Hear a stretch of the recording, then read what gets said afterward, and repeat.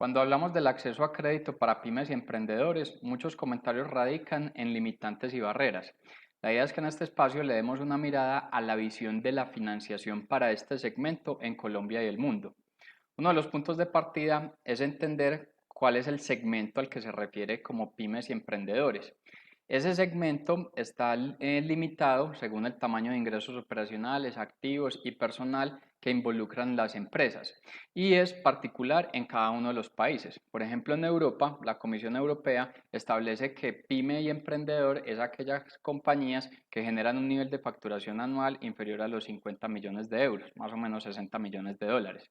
En Colombia, la ley MIPYME estableció los limitantes por ingresos según sectores económicos, pero en general termina siendo un tamaño de facturación inferior a los 60.000 millones de pesos, es decir, 16 millones de dólares.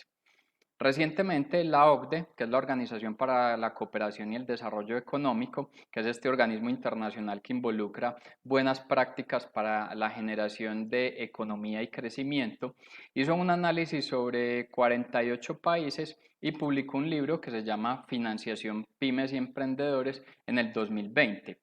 En ese análisis involucra diferentes tipos de variables para ver este panorama de financiación en el mundo, sobre todo en un segmento, cuando hablamos de pymes y emprendedores, que requieren un apoyo importante de financiación, sobre todo cuando vemos etapas tempranas en estas organizaciones, compañías que están probando un modelo de negocio en el mercado o que están acelerando ese modelo de negocio, pero para poder materializar sus objetivos, pues requieren de la inyección de financiación.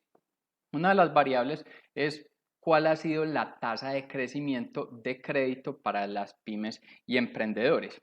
Y si bien hay países que están creciendo a doble dígito, como Bélgica, Colombia, Serbia, y hay un caso incluso como el de Perú que crece a una tasa del 77%, la media de los países analizados muestran que el crecimiento del crédito para pymes y emprendedores es del orden del 3,8%.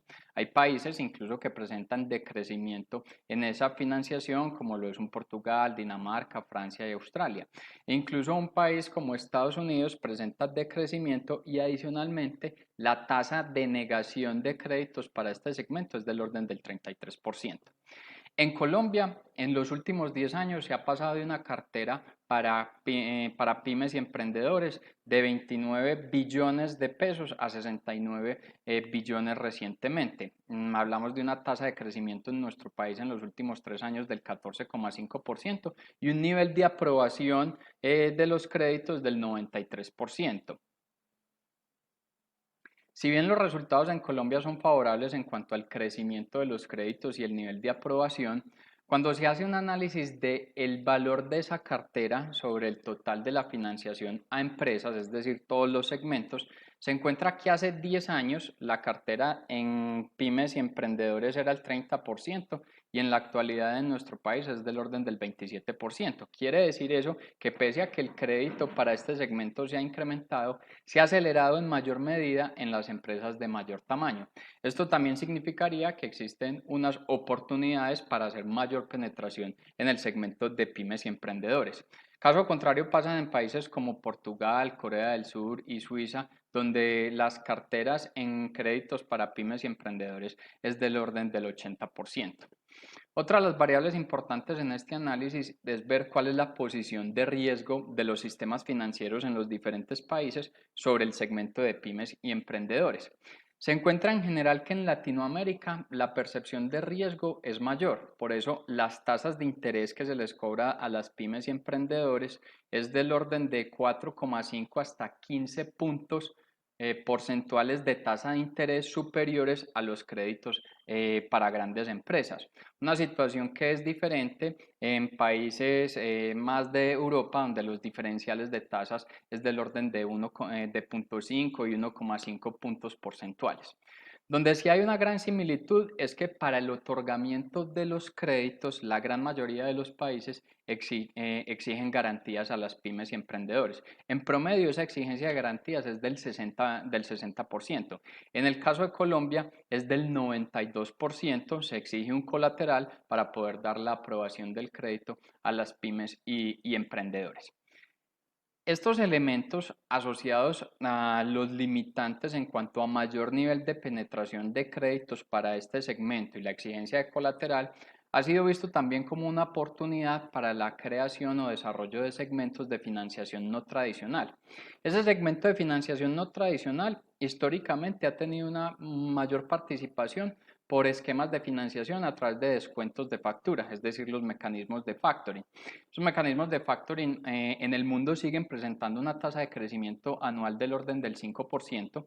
En Colombia hablamos de un mercado que pasó en los últimos 10 años de los 6 billones de pesos al orden de los 27 billones de pesos y sigue presentando un crecimiento. Sin embargo, le han robado protagonismo otro tipo de financiación no tradicional, que son los que mayor nivel de aceleración están presentando, que se refiere al Venture Capital y al FinTech Lending.